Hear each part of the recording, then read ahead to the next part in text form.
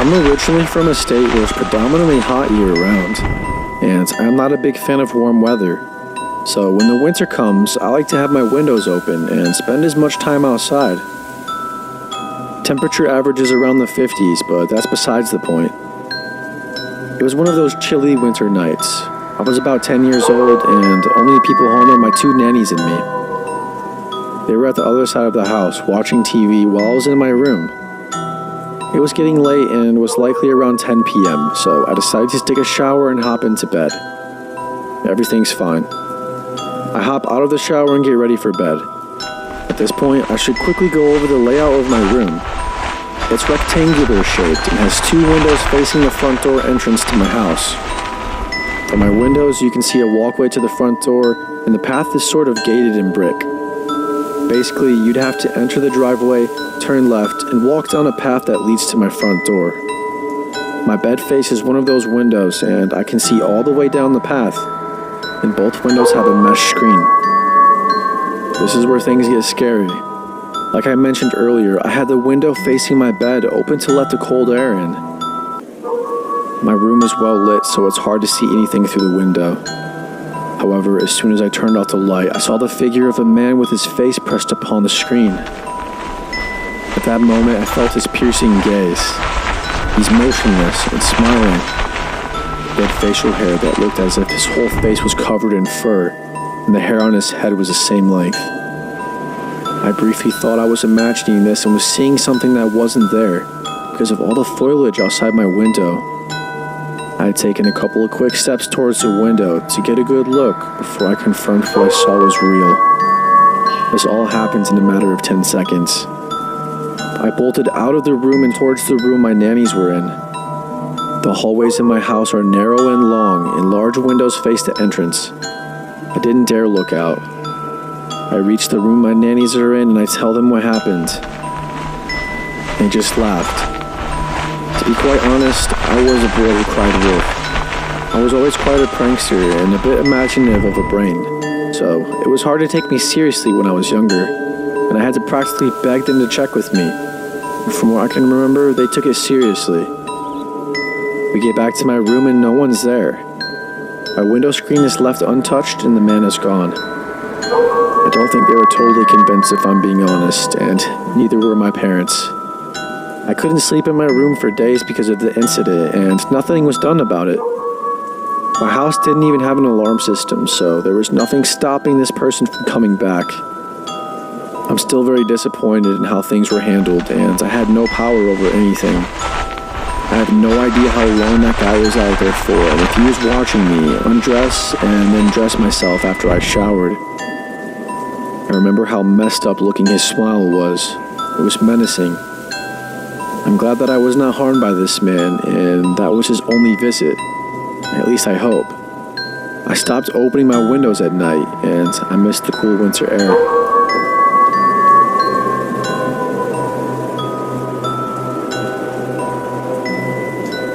It was winter 2012, and I was 18 or 19 at the time. I was working in a petrol station in an average-sized town in England. It was an okay job and good money for somebody who was at college at the time, but it was just a shame that it was a weekend job, because while my friends were getting drunk and having fun, I was in a petrol station serving taxi drivers and the occasional drunk. Anyway, back to this story. It started off just like any other night. Serve people, clean up, do stock, and the average night shift work. Since it was winter, the night was really dark, and you could only see faint outlines of people walking back and forth, even with streetlights. The place where I worked was situated across the road from a pub and had an alley running beside it that led right into a housing estate. Around 3 to 4 a.m. as I finished cleaning a set of shelves, I noticed a figure standing in the alley, just out of the light, but just enough to hide his face. But you could also make out his clothing. I initially brushed it off as somebody waiting for a taxi, as it seemed harmless enough. I sat down in my chair behind the counter and looked at my phone and played some games for a bit. When I looked up, it was 5 a.m. and he was still there, waiting, watching me. To make my situation worse, after 5, there was hardly any traffic or passerbys. I had that guttural feeling that he had some harmful intent. I was safe, however, as I was locked in till morning. I stared back in a trance, trying to keep an eye on whatever he would do next. After a while, I really needed to use the bathroom, so when I went and came back thinking and hoping that he might have walked off, but he didn't, and he was still there. I then decided not to do the last of my duties for the night until my coworker came in to start their shift, as my last job was to take out the garbage and boxes. Got to about 6 a.m. and the figure faded back into the alley and I didn't see him for the rest of my shift.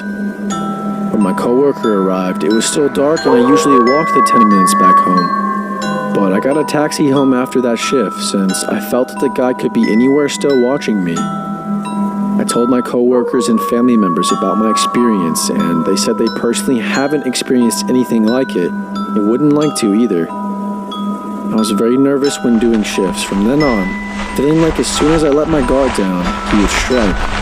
But thankfully, nothing else happened after that.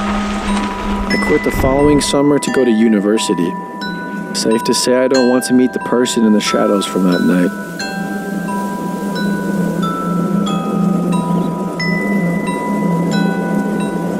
To set this up, I live in a dorm on campus at my college. I was back a week early during winter break for Greek recruitment, basically interviewing with and visiting different sororities all week, and the only people on campus were other girls and a few front desk staff.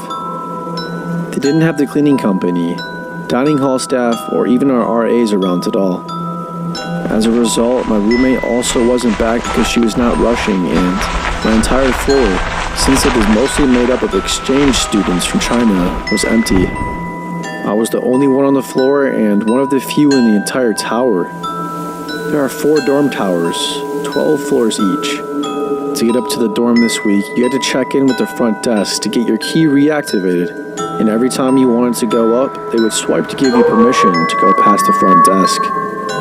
You then had to swipe to unlock the doors to the hallways containing the elevators, and again to be able to press a button, and once more to actually get into the dorm. If you didn't have a key coded to a specific tower or room, you couldn't get into it.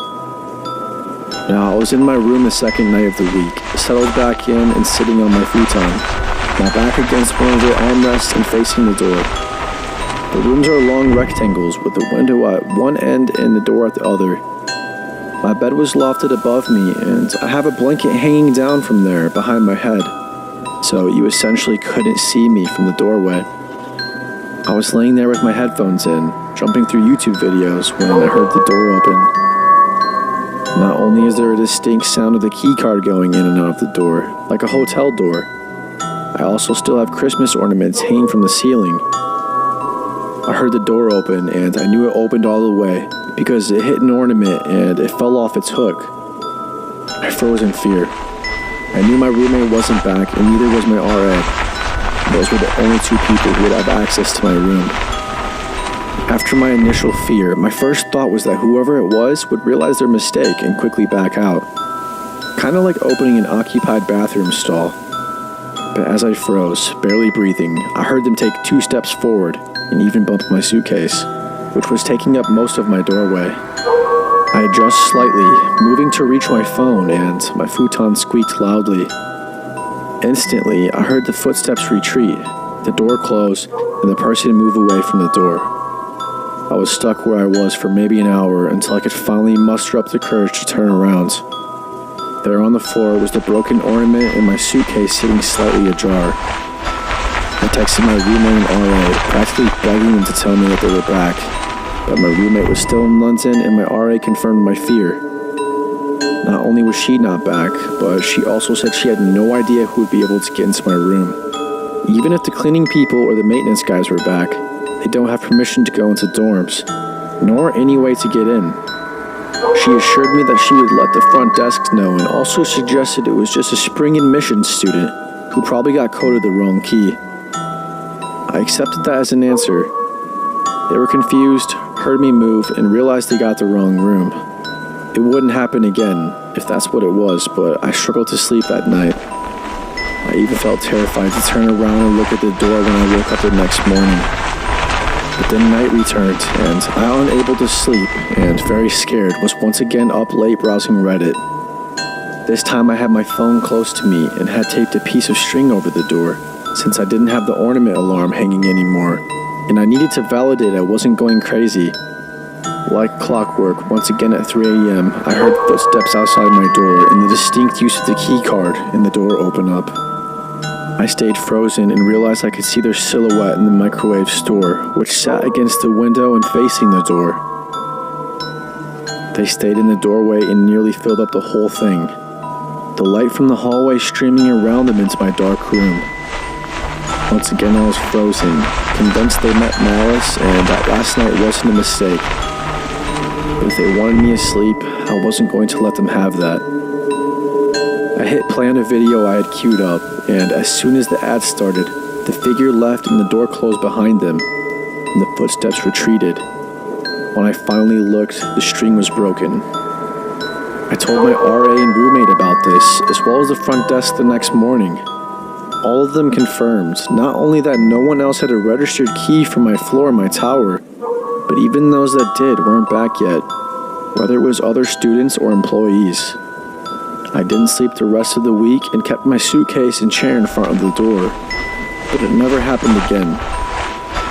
Even now, months later, that little 9x20 room is terrifying when I am alone at night, since whoever comes through that door is only a few steps away from my bed and blocks the only way out.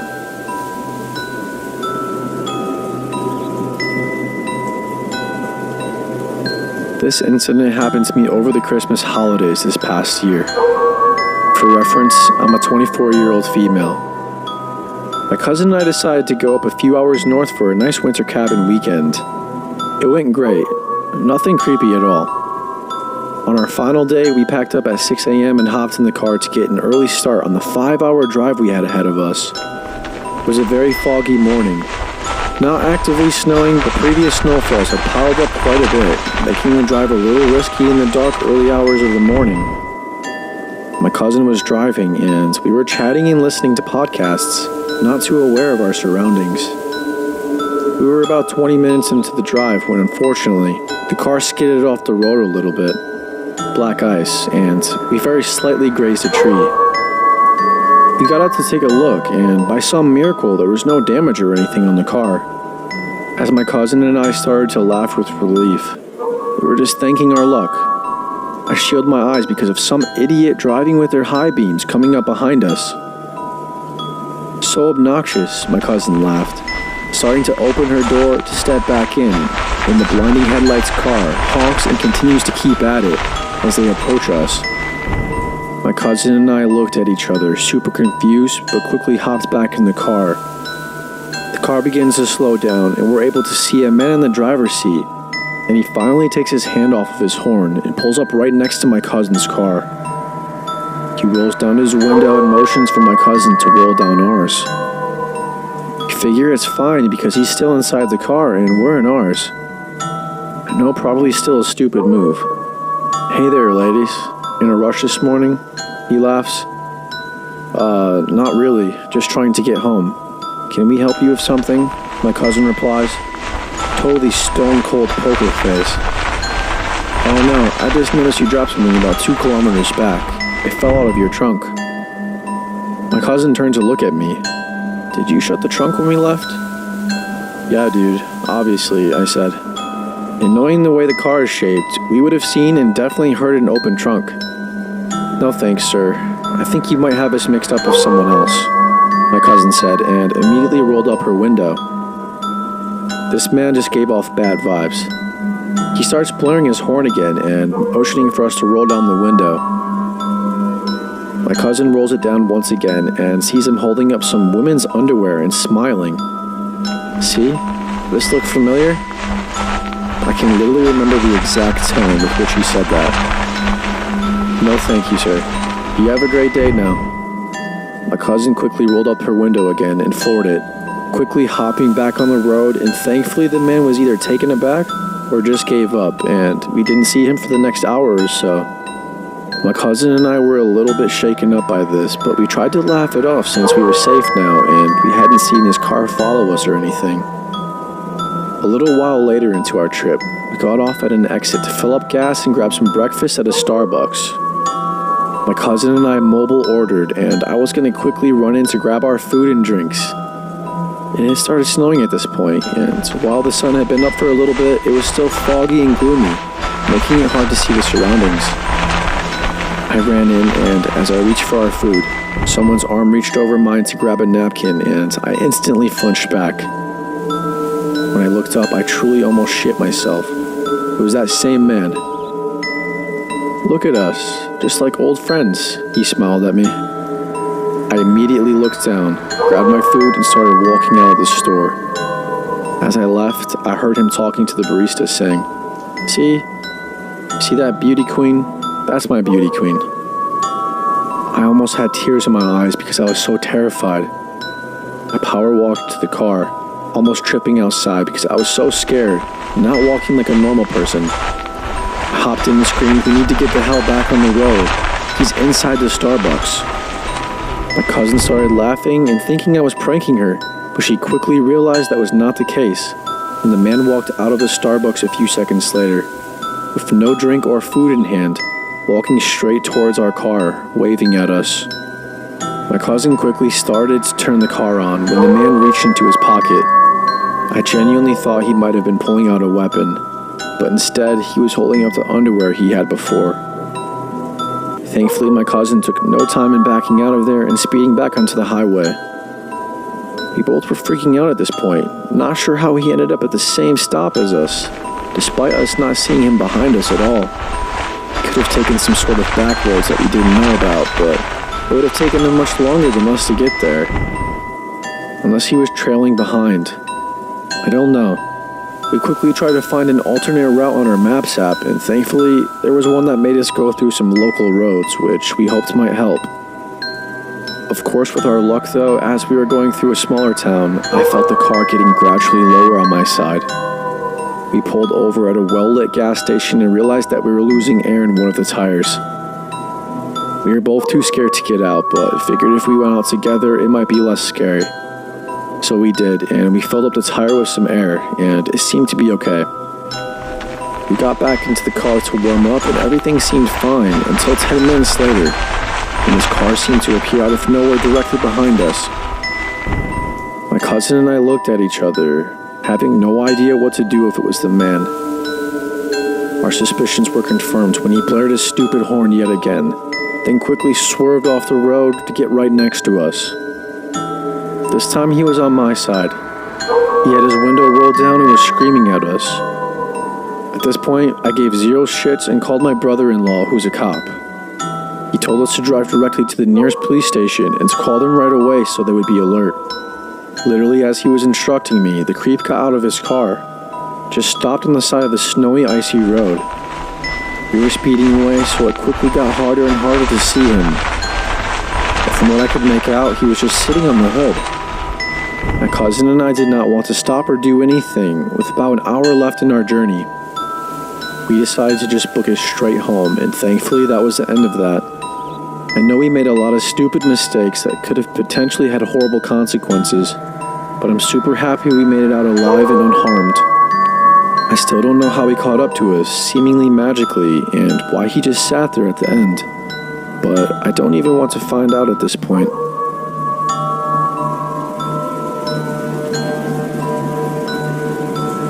So just over 10 years ago, I was fresh out of college and had moved back to my parents' house with free rent and food for 9 months or so before I was leaving the state for graduate school.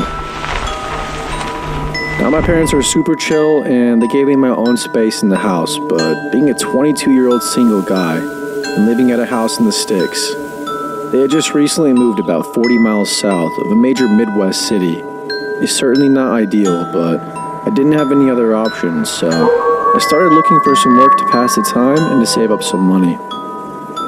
Anyway, so summer turned into winter and I still hadn't found anything solid, but I desperately needed to spend more time out of my parents' house, so I took a part-time gig doing some light bookkeeping for a small business owner guy that my dad knew. I didn't really want to do it since it didn't pay much and was short-term, and wasn't even a real office setup, but again, since my parents lived in the middle of nowhere, Midwest, think of acres and acres of farms.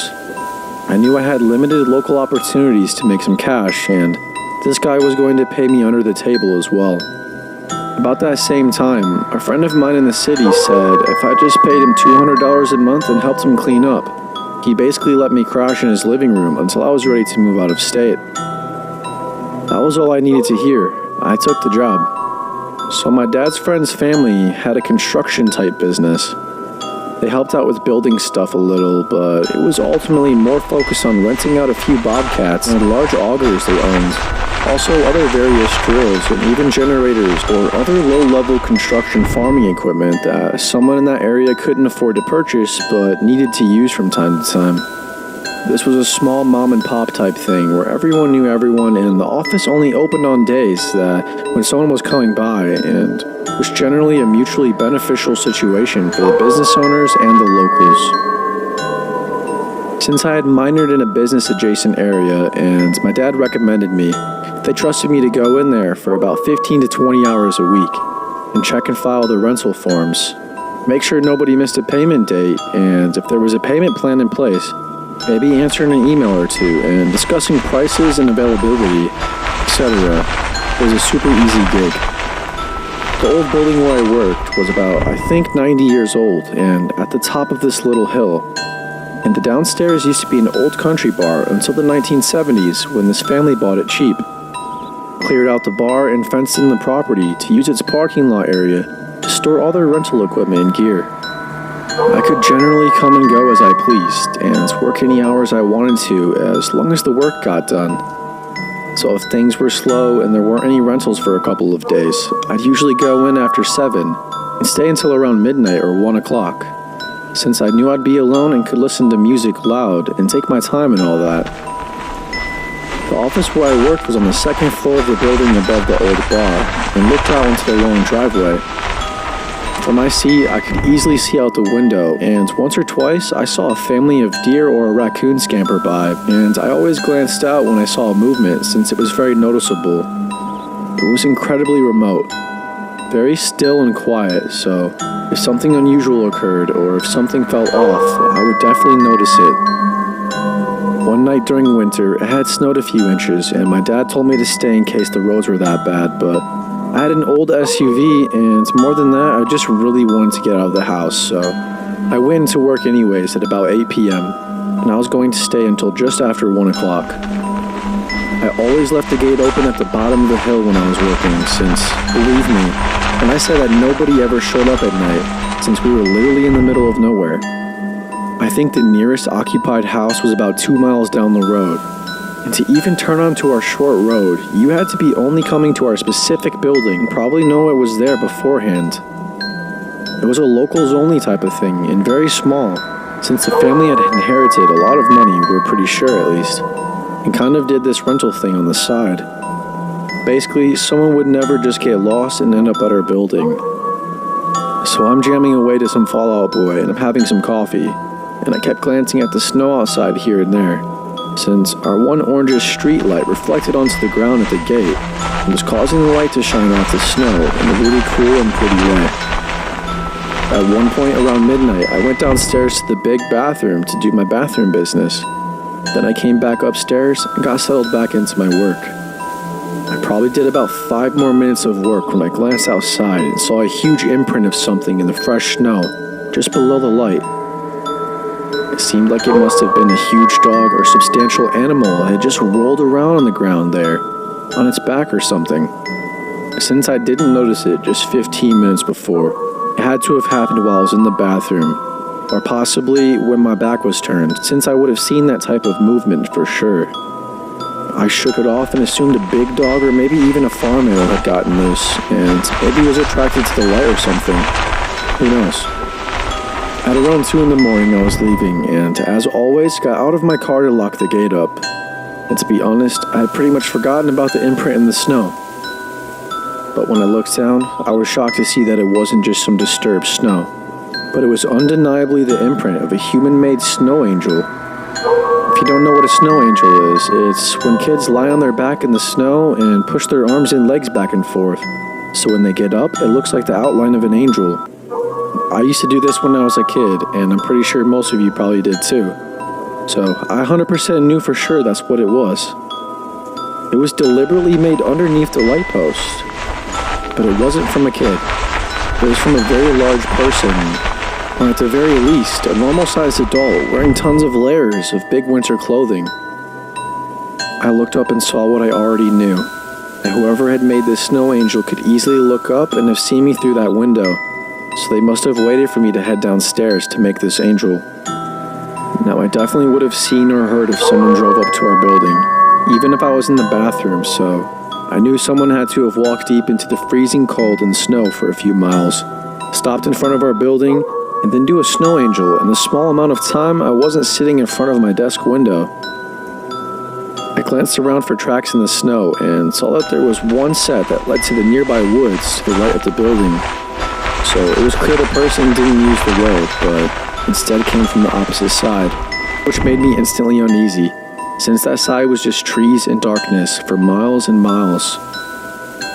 I was definitely freaked out now, once I realized that someone had just been this close to me, secretly in the middle of the woods, and I looked around but didn't see anything amiss at all. And now I just wanted to get the hell out of there.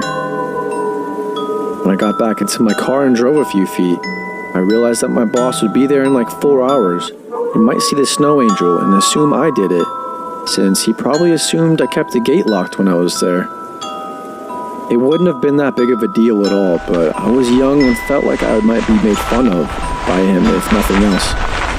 They were all manly men, if you know what I mean. So I opened the gate back up real quick, ran over and kicked the snow around so it hid the angel, locked it up again, and went back to my car. Also, I should note, this is what really happened at this moment, but I almost lied here and said something else since it seems fake. Since I assumed the average person wouldn't get back out of their SUV and not just flee in their car because they'd be embarrassed about a snow angel. But at that time, I was pretty insecure and I cared a lot about what others thought, so unfortunately this is what I did. Also, I wasn't exactly fully terrified at this point, even though it was certainly unsettling. I just thought it was really weird and could have been an illegal hunter, even though hunting at night in the cold didn't make much sense. Either way, the imprint was made 2 hours earlier and I assumed they were long gone. But that's when I heard it. When I was getting into my SUV, there was the loudest high-pitched laughing coming from the woods. It sounded like a fake laugh, like the Witch and the Wizard of Oz or something. Like something was doing it fake on purpose to show that they weren't scared of me, or to see how I would react once I knew they were laughing at me on our property. It was close enough that I knew they could probably see me, but I couldn't see them at all, since, other than the streetlight I was under, there was no illumination. After a few seconds of laughing, they stopped. Then it was just silence everywhere, except for my heart beating through my ears. Then the laughing started again, though louder this time, more like screaming and laughing combined. I sort of froze for just like 5 seconds, listening in a panic. Now, I spent a lot of time in that area, and I know what coyotes and foxes sound like at night, with their high-pitched screeches during mating season, so I can't completely logistically rule that out. But to me, it honestly felt like it was an adult man trying to emulate a woman laughing, like someone was deliberately trying to make a fake, scary shriek laugh in order to scare someone. Well, it certainly worked. After that 5 seconds, I immediately filled with adrenaline, got in my car, and drove the hell away from there as fast as I could without sliding off the road. Back at home, I was up all night trying to figure it out, and I even told my parents the story when they woke up. After talking it out, we all decided it was one of two things. It was either my brain somehow convinced itself that the snow formation was angel-shaped, when it was really just caused by some animal, and then the snow tracks and laughing was just a coyote or red fox. Though I don't think that's what it was. What I truly believe is the second thing, which is that some local was out walking around for some reason and decided to mess with me. I didn't have any close friends left in that area that would do this, and if they would, they certainly would have brought it up to make fun of me for speeding away in terror. I found out later that the nearest house was a super old couple, so I highly doubt that it was one of them, which means whomever it was went out into the woods at night in the freezing cold just to mess with a stranger. I don't have any mental issues or family history of them. Didn't do drugs. Sometimes I drank socially at that time, but certainly didn't that night. I also don't believe in the paranormal, so I never once gave that a thought. In my heart, I feel like someone was out there. I worked there another 6 weeks or so and never had a single issue, though I knew where my boss kept his gun, and I always made sure it was there when I started my shift. But I certainly always locked the gate from then on. Thinking about this experience that night, the part that freaked me out the most was that he had to have waited around for me to leave for at least 2 hours just to do that laugh. He didn't know me. I could have been crazy and the type of person to get mad and try to find him and attack him or something. Yet he didn't seem scared or to care while he tried to mess with me. For some random dude, this is probably a story he tells from his point of view to make all of his friends giggle hysterically. But for me, that dude, the one I call Angel in the Snow Guy, the one with the laugh I'll never forget.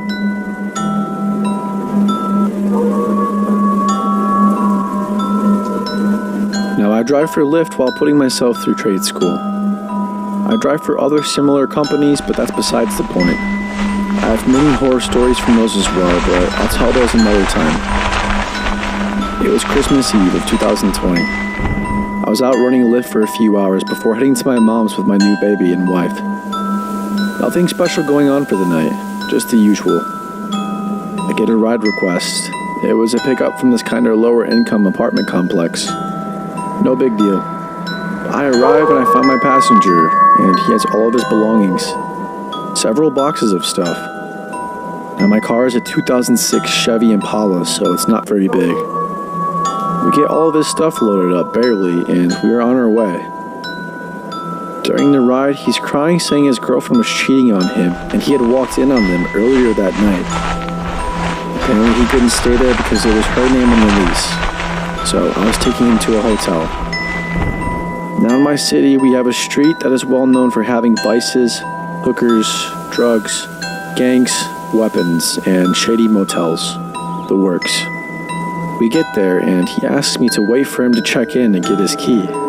Hey, no problem, man, I said. I'll confess, I break the rules a little bit when it comes to Lyft. I have a gun hidden in a concealed holster secured to the underside of my driver's seat for protection.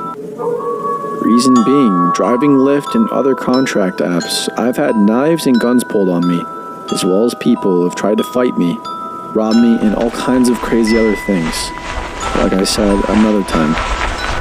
This motel was on the street I mentioned before. Homeless people were everywhere, and there was a dude on the far corner of the complex that still had a needle in his arm, passed out against a building. I'll be the first to admit, I'm a big fan of true crime and horror narration, so I'm on edge. He gets his key, and the whole motel is ground level, so to help the guy out, I drive to his door. As I mentioned before, he had a lot of stuff, so I started to help him unload it. While on my second trip of getting stuff, I saw a guy come out of a room just to the south of my car, followed by two ladies. He came up to the room I was next to, not my passenger. One of the ladies pounded on the door, then opened it.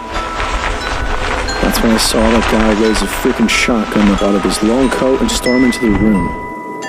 The two ladies followed him, slamming the door behind them. Following this, I heard a lot of yelling and shouting, and I was just waiting for the shots to ring out. Out of nowhere, my passenger came up behind me. Hey, I can take this, man. Go ahead and take off. Have a Merry Christmas. And then he gave me an additional cash tip. Didn't even notice he took the boxes out of my hands or slid a $5 bill in my pocket at first. I was frozen. I knew what may have been going on down in that room. I had to leave, or at least get to where I could get my gun. I know the guy and both ladies saw me, and I know they knew I saw the gun, so I had to get out of there.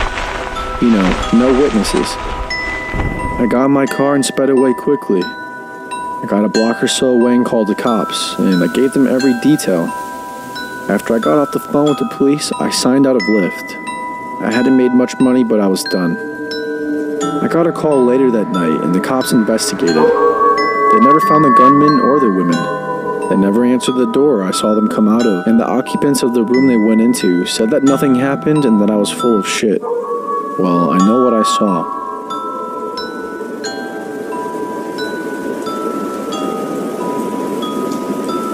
This event happened in January of 2013. I was then a 17-year-old guy living in Portland, Oregon. Throughout high school, I was always very active in cycling. I would often find myself cycling in the early morning and late at night, either coming back from school or from a friend's house.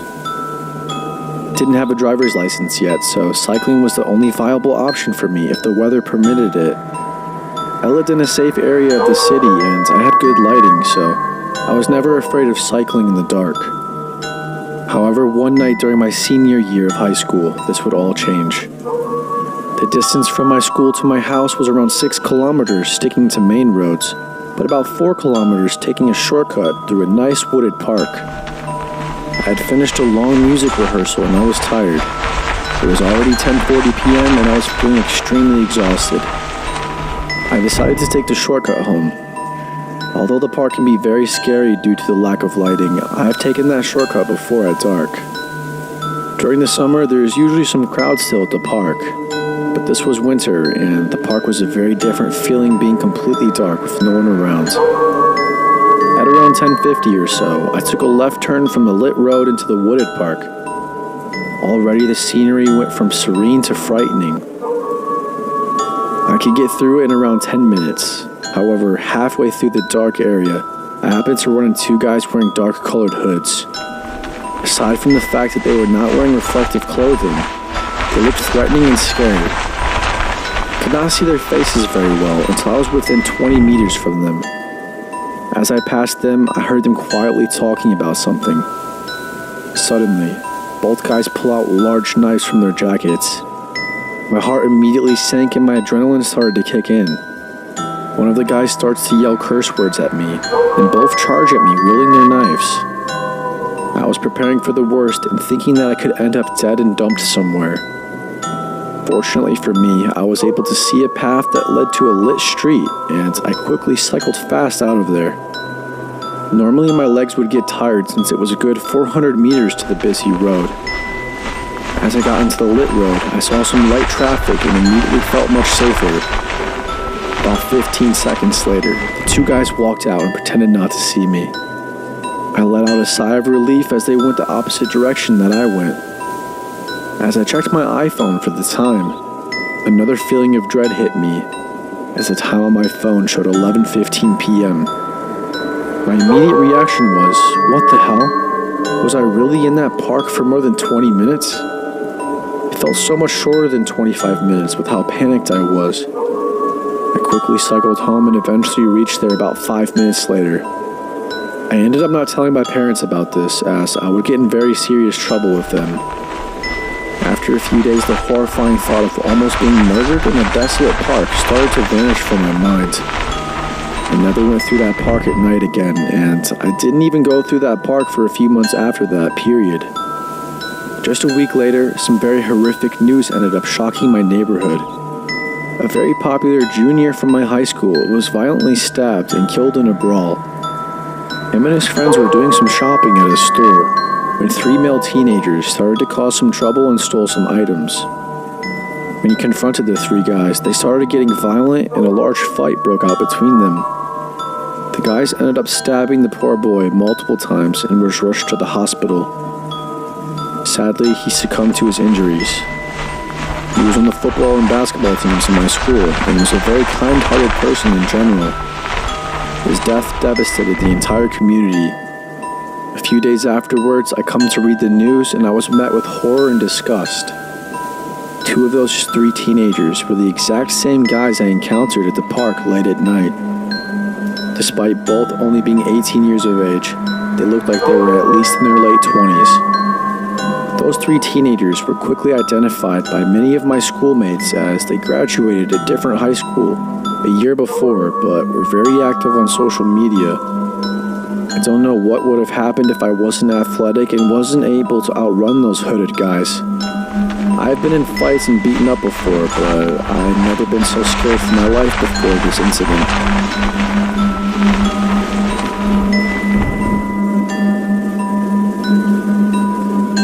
A few years ago, when I still lived in upstate New York, something really freaky happened to me. If you've ever been there during the winter, you know that it snows a lot. I usually just spent snowy nights watching TV. I lived about a mile or so from any other house, and my roommate was out. Now, I'll be honest, being alone made me feel uncomfortable. I've always had an overactive imagination, and a small noise could really freak me out. Like I was saying, my roommate was out, and it was snowing heavily. It was probably like 9 or 10 at night, and I was watching TV like normal. All of a sudden, I heard a crunch outside, like someone stepping on ice. I immediately tensed up, and my mind raced to every possibility. It wasn't my roommate, since I didn't hear a car. I listened in horror as I could hear the crunches getting louder. I ran into my room and locked the door. I got out my shotgun and I grabbed my phone ready to call 911, just in case. I know it might seem like I was overreacting, but remember, this is at night in heavy snow, miles away from any other house. Who could possibly be outside?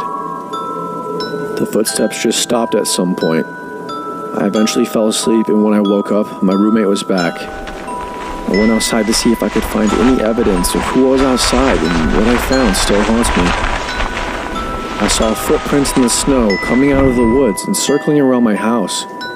The footprints were filled in for the most part, so it was hard to figure out where they were going. The scariest part of all this is that the footprints stopped outside of my bedroom window. The other footprints were filled in, but these were fresh, as if someone had been standing there all night, since the snow stopped early in the morning. To this day, it still scares me. I don't know what kind of person would be out in those woods. The fact that I was in my room while they were standing outside my bedroom window still freaks me out. I moved out of that house a few months later.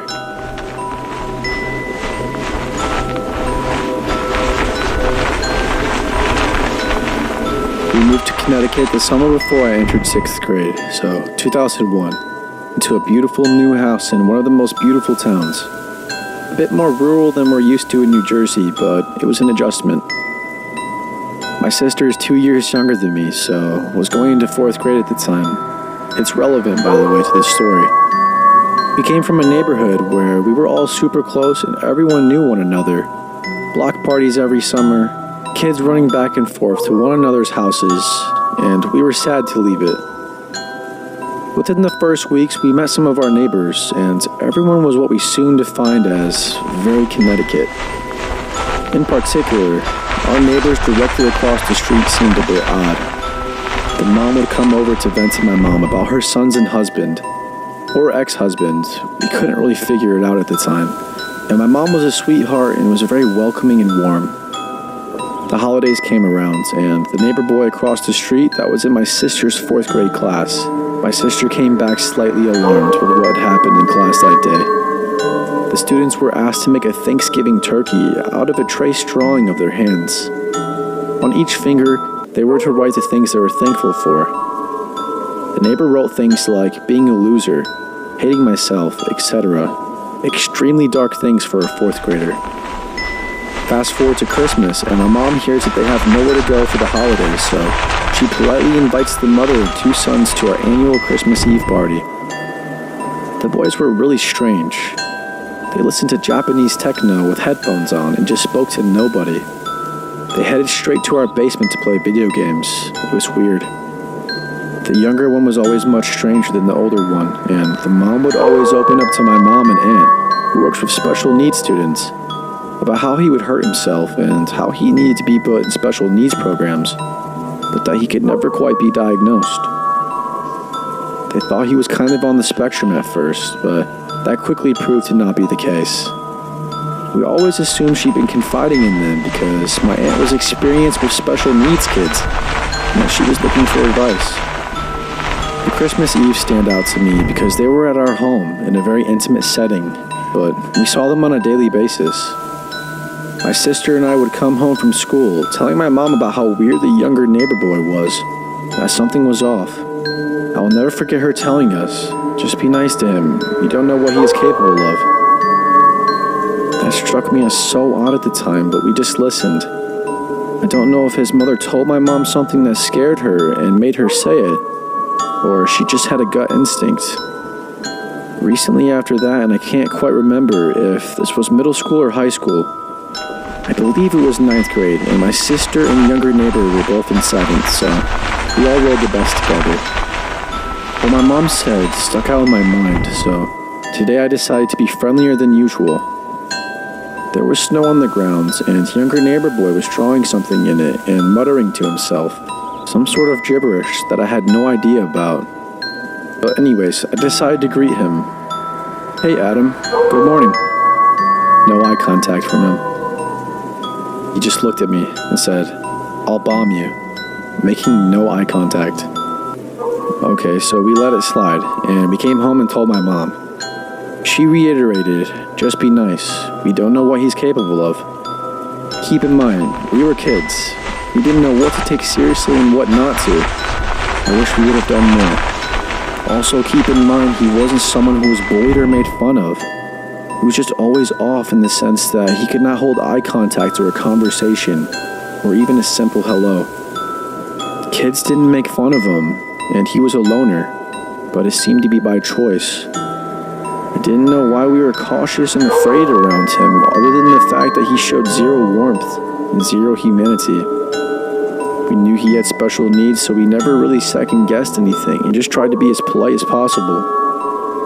When the bus would drop us off at all of our houses, he would run all the way up his driveway on the hill with his hands by his sides, and then turn around and kind of make a hiss noise down at everyone, making calls with his hands. It was always so odd, but again, we were kids, and there were always a couple of kids in school who were a little strange. We just took it as that. But they were invited to several Christmas Eves, so my memories kind of blend here. One year, the neighbor mom started screaming at my innocent grandmother for being a Yankees fan, because she was a Red Sox fan. It was beyond strange because my grandma is the cutest little lady of all time and was in no way trying to argue over sports. It was as though the woman clearly had a weird switch go off. She was always nice to me, but I'll be honest, we rolled our eyes every time my mom invited them. It was always such forced conversations with her as a teenager. I wanted nothing to do with being cornered into another chat. I think she just must have been lonely. The following year and the final year they were invited to Christmas Eve was when she got into it with my mom about having guns in the house. The boys only attended the first couple of Christmas Eve, so it was just the mom this time around. The topic of guns came up. The neighbor mom started telling my mom about how she has guns in the house and how she takes her younger boy out to the shooting range all the time. My mom said that she didn't agree with having guns in the house, but wasn't trying to argue. Our neighbor suddenly got out of hand about it, very defensive and ultimately getting aggressive about how she grew up in New Hampshire and that was just the way of life there. Our neighbor told us how brilliant her younger neighbor boy was and that he had hacked into some of the government's highest levels of security and that the CIA showed up on his doorstep. We absolutely have no idea if this story is true or not, but this is just what she told us. So it became our ongoing joke when anything strange happened at her house. Like, there would be a few things odd throughout the years. Maybe our internet had clearly been messed with, lights would flicker in the house, and we would just joke that it was the young neighbor boy each time. It wasn't until December 14th, 2012 that we knew just what he was capable of. I was out of college, working outside of Philadelphia. My sister's still a student in college, and my youngest brother a student at the high school. The worst day of all of our lives. My dad heard the gunshots in the morning that killed the neighbor mom, Nancy Lanza. He assumed it had been a hunter in the area, maybe a little closer than usual, until the police showed up and he had to evacuate the house as snipers lined our driveway. My mom was at the mall and we were all frantically calling one another as the news broke slowly throughout the day. At first, they had his identity wrong and said it was his brother, but we knew it had to have been him. Thank God for my mom making sure we were as nice as possible, although I don't know that it would have stopped him. I wish we would have done more at the time. I wish we knew to do more at the time, but we didn't. We didn't want to assume the worst out of someone, but I wish we would have. 20 students, 6 teachers, killed at Sandy Hook Elementary School that day. The worst act of evil I've ever experienced so directly in my life, and I hope I will never experience again. I'm thankful that we survived growing up across the street from him, but unfortunately, or those who did not get so lucky, kids. Those little kids, in a place that should be the safest haven for them in their youth. I hate it so much.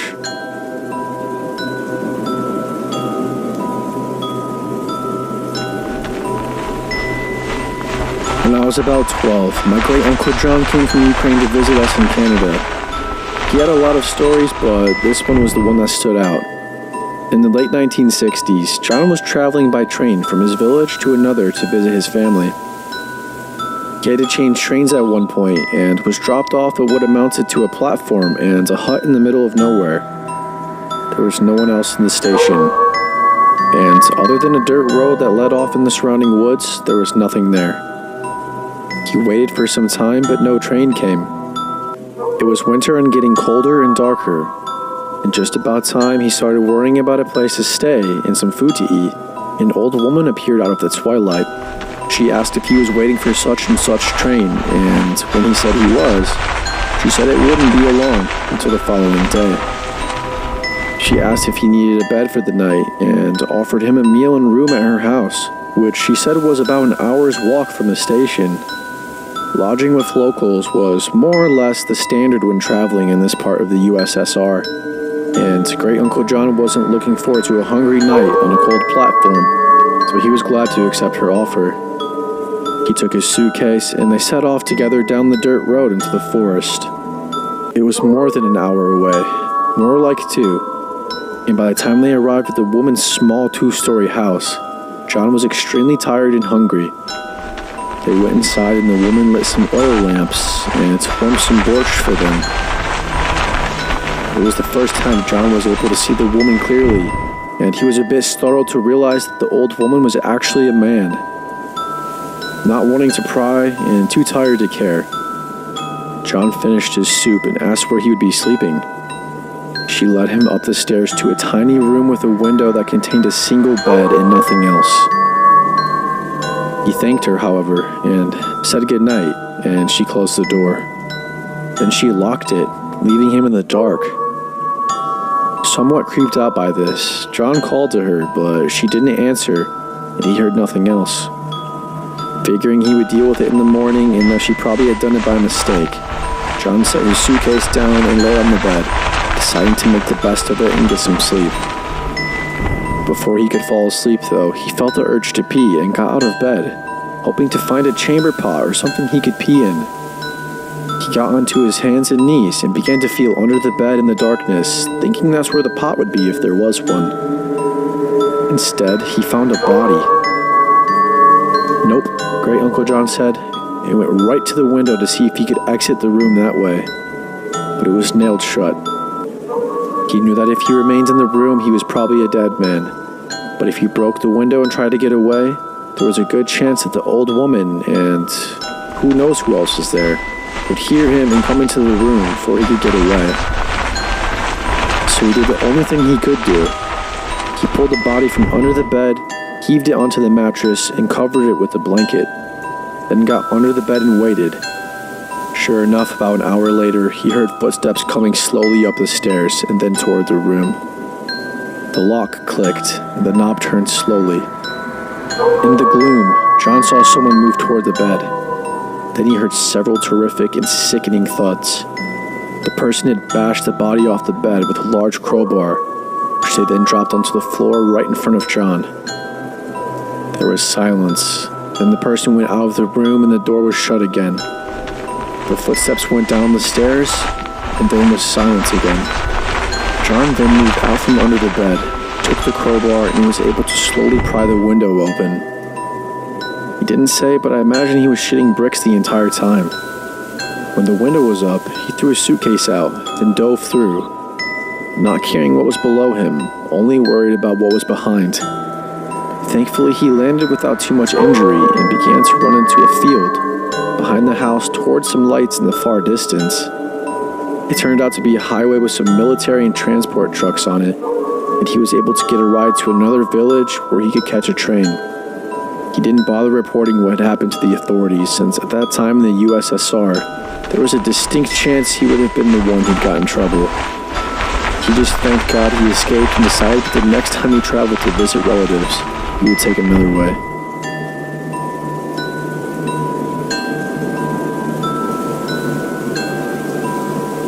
A few years ago on Christmas Eve, my friend Frank and I were driving around. I'm pretty sure we were just getting some last-minute shopping done.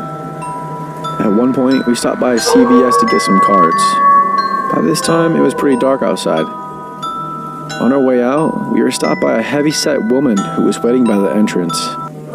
She asked if there was any way we could give her a ride down the street. Now, under normal circumstances, I would have immediately said no and come up with some excuse about how I needed to be somewhere else ASAP. I just don't let random strangers into my car. This world is too crazy now. But given that it was Christmas Eve and it was snowing pretty hard, I decided to help. She got in the back seat and said she lived just down the street, not even 5 minutes away. Before I headed in that direction, I drove across the street to the bank. Not that I need to inform her, but while I was at the ATM drive-thru, I was just explaining that I need to get some money out, and then we'll head towards her home. That's when shit got awkward real fast. She asked me if I'd be able to let her borrow some money until she gets paid again. I glanced over at Frank real quick, who looked like he wanted to just start cracking up, but held it in. We literally picked this lady up 2 minutes ago, and she's asking to borrow money as if she's a friend. All I could say was, "Excuse me," but she just asked again like it was no big deal. I followed up by asking her how I knew I would get my money back with no contact info. Then she replied saying she'll give me her cell phone number, but that it's shut off right now and it'll be on next week. I honestly just wanted to laugh so hard. Did she honestly think I was going to believe this crap? So I took another $20 out of the ATM. I definitely really wasn't planning on giving it to her, but I had it in my wallet and told her I'd give her the money when we got to her house. Once we were on the main road, I asked for directions, but she decided to change her mind. She didn't want to go home anymore. Instead, she wanted to go to her friend's house. This was getting too suspicious, and I really just wanted to pull over and tell her to get the hell out of my car. But I kept driving and followed her new directions. Wherever she took us was far out of my way. It was about 15 minutes from the original destination, and it was mostly side roads that we were taking. I wasn't too familiar with the area, and I could tell we were pretty much in the ghetto. She finally had me pull over and said right here is fine. I wasn't exactly sure what house belonged to her so-called friend because there were a few on the left side of the street. And to the right was a cemetery, which was kind of freaky in itself. I waited for her to thank me or say something, literally anything, and finally get the hell out of my car. But she just sat in the back seat with an awkward smile on her face. I looked back and asked if she was waiting for her friend to come out. She quickly said, "No, I'm just waiting for my money." I looked at Frank again, and we were both pretty stunned by her answer. I wasn't about to let some stranger I just helped talk to me like I owe her something. So I told her I'm not giving her the money, and if she needs help, she can ask her friend. She started getting loud, demanding that I give her the money that I promised her. This shit was just getting crazy, and I just wanted this psycho out of my car. I looked out of my window, and by this point there were other people on the street and on the sidewalk. I'm not sure if these people just happened to be outside, or if they heard her yelling, or hell, if she had something planned. But my mind was racing. I couldn't think straight and she wouldn't stop. I realized these people outside were getting closer to my car. Then I heard the front door handle try to open. Some man was outside my window yelling, asking what's going on. So I finally just took the $20 out of my wallet and threw it at her. She grabbed it up and instantly left my car, then took off running. I got out of that neighborhood as fast as I could. When we found the main road, I felt a little bit better, but I was pissed that I just got played by some lady. I didn't even care about the $20 because I already knew that I wasn't getting it back. But mark my words, I'll never give another stranger a ride again.